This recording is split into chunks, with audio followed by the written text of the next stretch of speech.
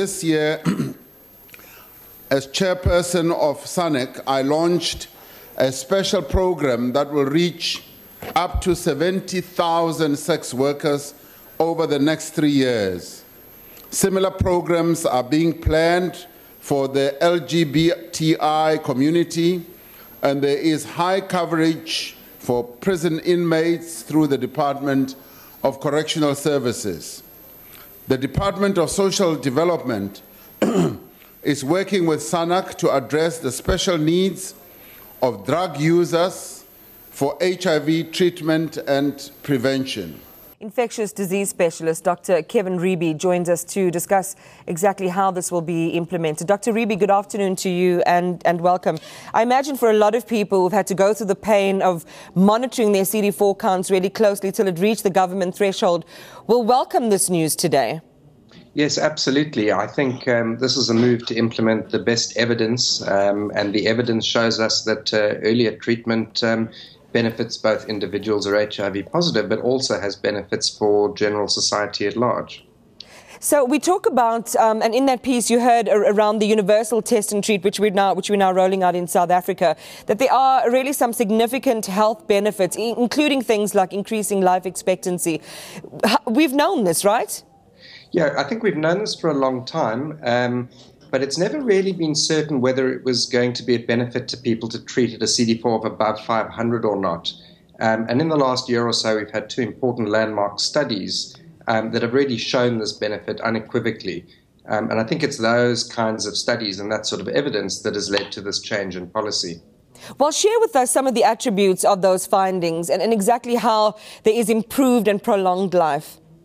So HIV affects people in many ways.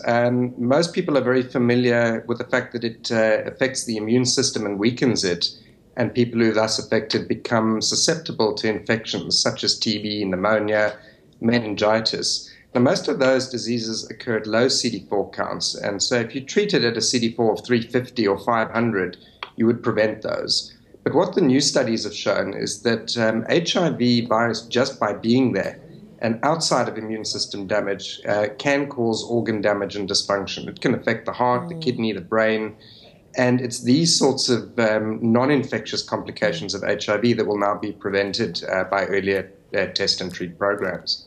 I mean, here's an important observation, Dr. Reeby. Often when we think that people must go on ARVs, and again, if they're doing it at depressed CD4 level, CD4 count levels, where people are starting to manifest sickness and looking ill, we associate the application of ARV treatment with somebody who's already sick and potentially going to die. That's the stigma attached to that. But if people know once they're tested and they're still fairly fit and healthy, let's say they get tested really early, that they've been given the drug, that perhaps it will go some way to dealing with the stigma around HIV and AIDS, or do you think that's a presumption too far?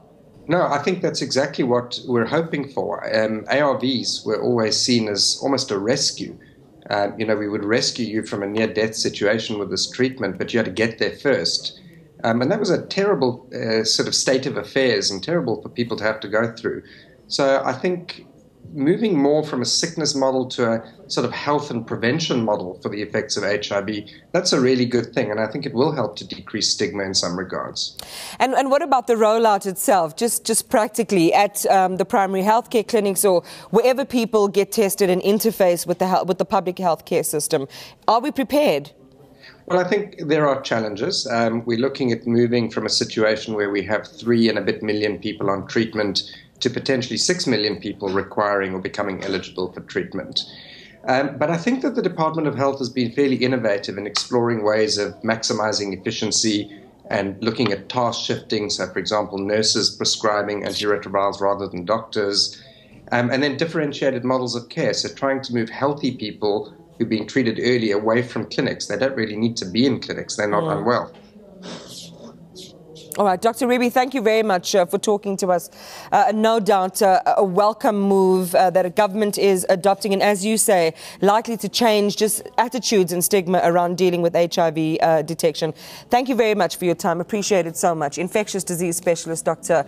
Kevin Reeby talking to us about government's announcement earlier of the rollout of the test and treat plans.